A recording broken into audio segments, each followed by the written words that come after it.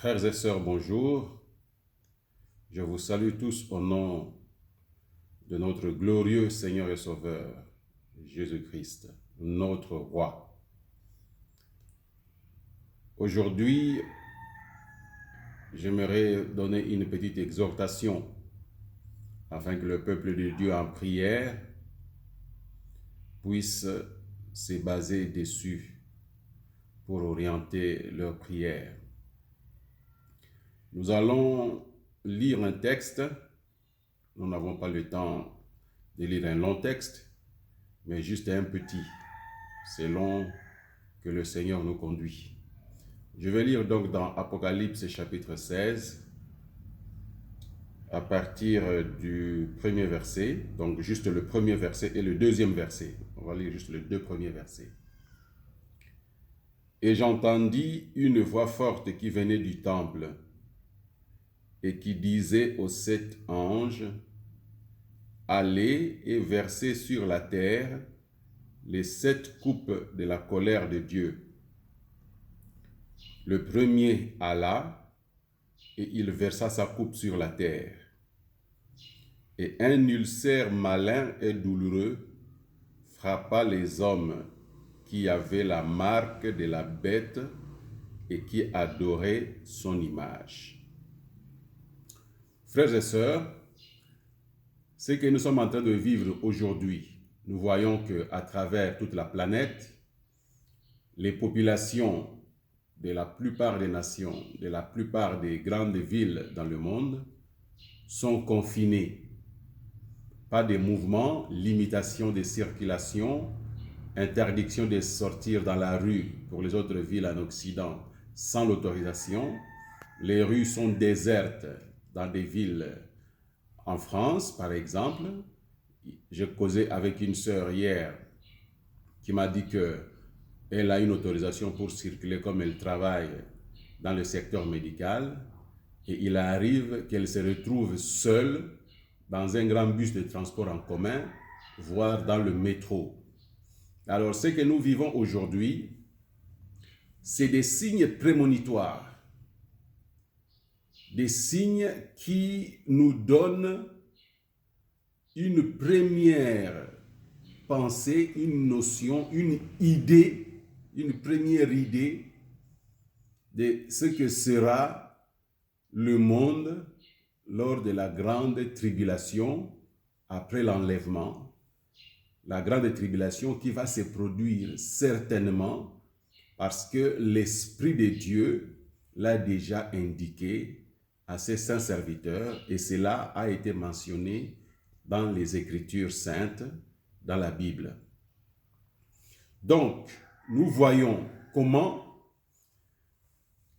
la puissance de l'armée, la puissance du gouvernement, la police, l'armée sortent dans les rues pour interdire, filtrer, contrôler tous ceux qui bougent, tous ceux qui font des mouvements, empêcher la circulation, obliger tout le monde à rester chez soi. Je crois qu'il en sera de même lors de la grande tribulation. Le pouvoir de la bête, quand elle va se manifester, elle aura à la fois un pouvoir politique et religieux.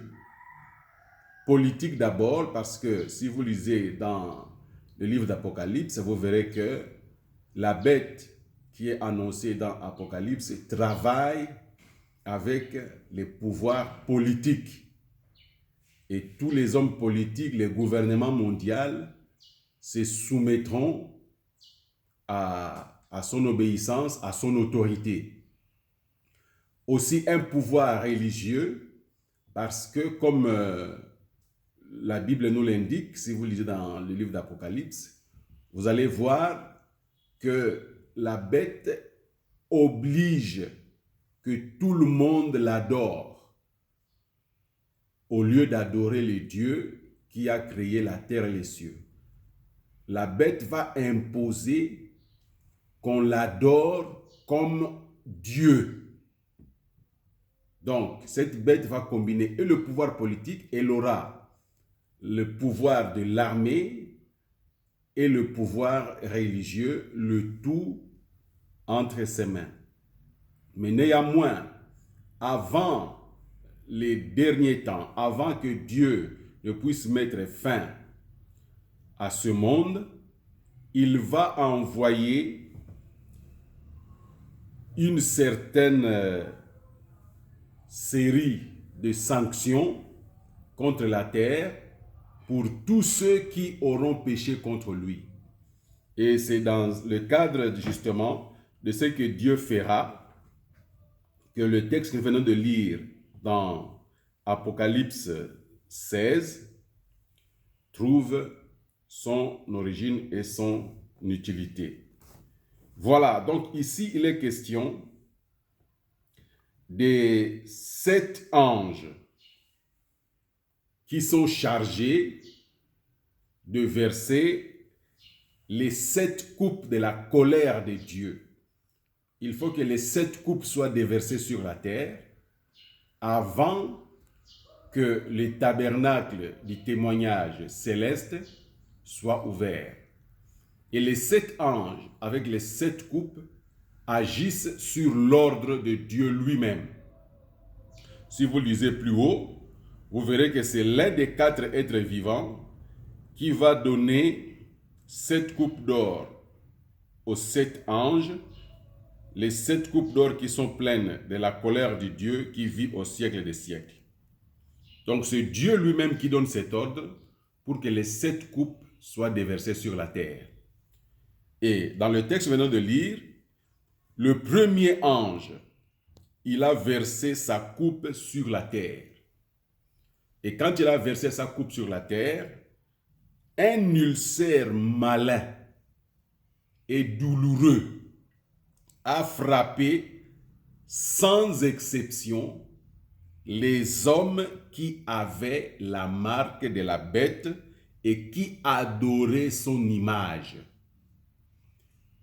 Ici, l'ulcère malin n'a pas frappé les enfants de Dieu qui n'avaient pas la marque de la bête.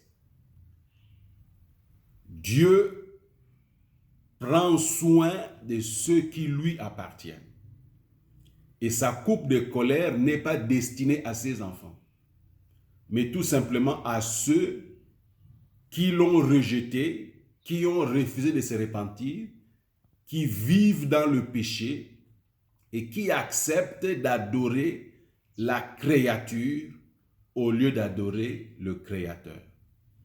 C'est pour cette raison que j'insiste encore, j'exhorte le peuple de Dieu en cette période de rester dans la prière, que chacun se prépare à rencontrer le Seigneur, que chacun examine ses voies, que chacun marche dans la sanctification, que chacun abandonne ses mauvaises voies et que chacun cherche à plaire à Dieu seul en adorant le seul Dieu vivant et vrai, en se repentant d'une manière sincère avec des fruits dignes de la repentance, en réglant tout conflit avec les frères, et de la sorte, Dieu lui-même qui est au contrôle de toutes choses, vous protégera contre tous les maux qui peuvent frapper le monde. Voyez-vous que cet ulcère qui frappe les hommes du monde entier, c'est pareil quelque part, je ne dis pas que c'est cela, au virus qui secoue le monde entier et qui n'épargne aucune nation de la terre. En un très peu de temps, ça a touché la planète tout entière, mais ceux qui adorent le seul vrai Dieu, le Dieu vivant et vrai, Dieu les épargnera. C'est comme je l'ai dit hier, les enfants des dieux véritables, ceux qui appartiennent à Christ, à son Église, mourront de la mort de Dieu. Ils ne mourront pas de la mort des hommes. Ils ne mourront pas parce qu'un homme l'a décidé, mais ils mourront parce que Dieu lui-même a permis de mettre fin à ces jours, comme lui-même l'a prévu dès avant la fondation du monde. Voilà, bien-aimés dans le Seigneur, pour ceux qui veulent savoir comment se fera la vie sur la terre après l'enlèvement, cette période de confinement qui est vécue dans le monde entier, c'est juste un signe prémonitoire. Un signe prémonitoire. Que le Seigneur vous bénisse, que le Seigneur vous garde, que l'Esprit de Dieu lui-même vous sanctifie partout où vous êtes. La grâce de notre Dieu est sur vous et que sa paix qui dépasse toute intelligence soit avec chacun de vous et garde vos cœurs et vos pensées en Jésus-Christ. Amen.